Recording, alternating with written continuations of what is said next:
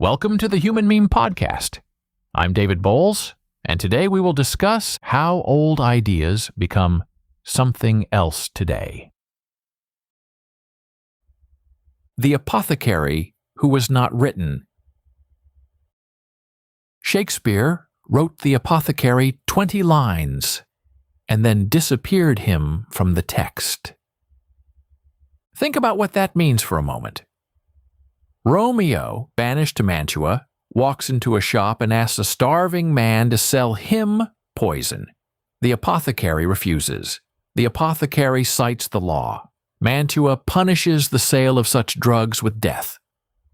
Romeo counters that the world affords no law to make him rich. 40 ducats change hands. A vial changes hands. Romeo leaves.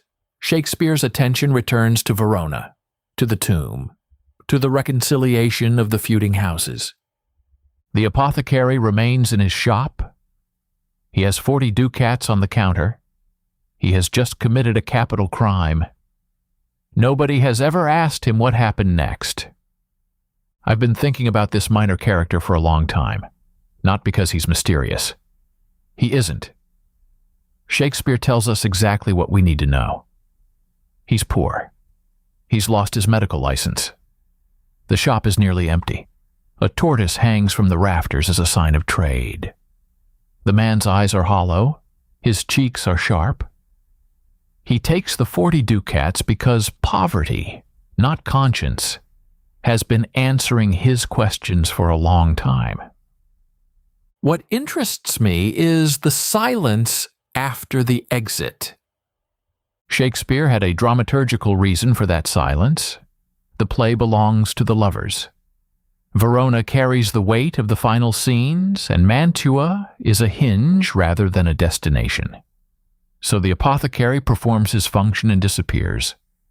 But a function is not a life, and a hinge can be looked at from either side. This is the argument I want to make tonight. The minor characters of canonical literature are not empty slots. They are occupied by people whose fullness was suppressed because the form of the play or the novel or the epic required focus elsewhere. When we say a character is minor, we mean the camera turned away. We do not mean the room went dark. I've written a new musical about this.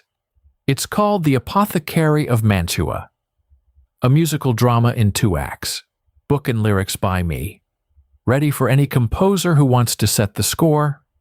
It's available now from David Bowles Books in paperback, Kindle, and as a letter-size download edition for composers. I'll link everything in the show notes. The musical gives the apothecary a name. Tommaso Vesperi, nearly 50 years old in 1537. A medical education at Padua in 1510 under faculty who predate the Vesalian Revolution in anatomy. Paracelsian sympathies that cost him his guild license and drove him out of the licensed trade.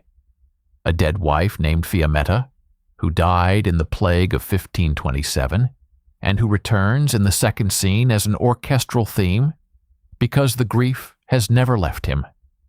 A young assistant named Nerezza, who runs the clandestine backdoor clinic where the poor receive the treatments the licensed physicians refuse to provide.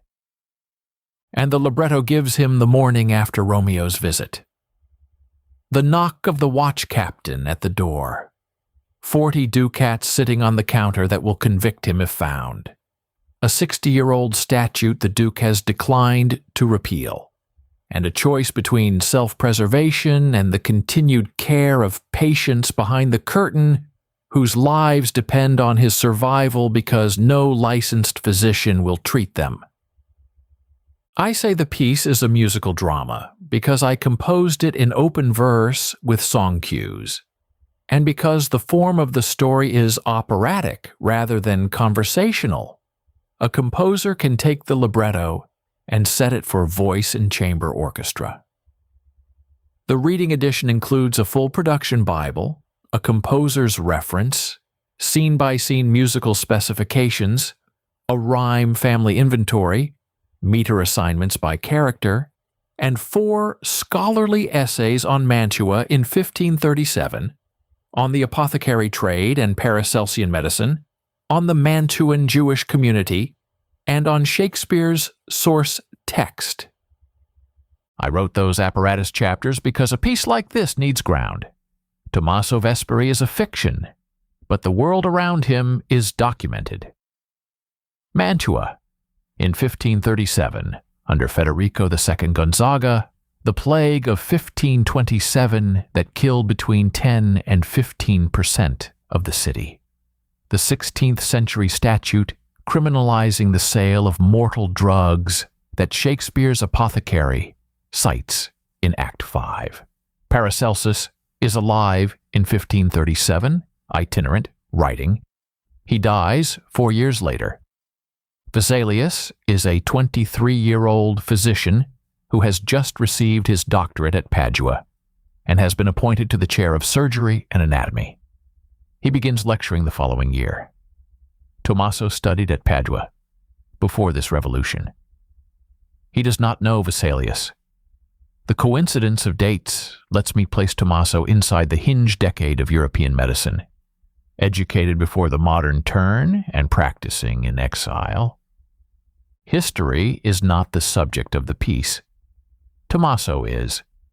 But the history grounds him, and grounding is what separates a drama from a costume.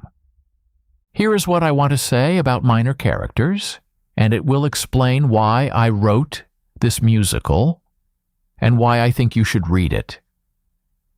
Shakespeare's Apothecary is the mechanism that delivers Romeo's death. Without him, the tomb scene does not happen. The reconciliation of the Capulets and the Montagues does not happen. The play does not end. Yet he is granted no inner life. He is instrumentalized. The play requires his service, and the play denies his personhood. This is how dramatic form works. Plays move toward their protagonists and cannot afford to let minor characters become major. If they did, they would cease to be the plays they are.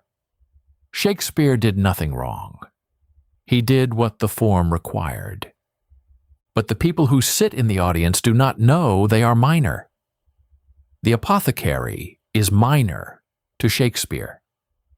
Tommaso Vesperi is the protagonist of a life Shakespeare chose not to write. The minor label belongs to the playwright's perspective, never to the character's own. The writer's privilege is to choose whose life to write. The writer's responsibility is to know that the choice is a choice, and that the people who remain in shadow are not empty, and that their stories are available to whoever has the patience and the scholarly habit to reconstruct them. Tommaso Vesperi has been waiting 429 years for someone to ask him what happened after Romeo left the shop. The Apothecary of Mantua is my answer to that question. The musical is available now. If you're a composer looking for a new musical to score, this one wants you. 429 years of silence is a long tuning note. I'd be delighted to talk with you about setting it. Reach out through bowlesbooks.com or write to me directly. And the next time you read a play and a minor character performs his function and disappears, consider what you would find if you followed him or her off the stage. For the Human Meme Podcast, I'm David Bowles, wishing you a lyrical evening and a musical tomorrow. Thanks for listening. Be a human meme.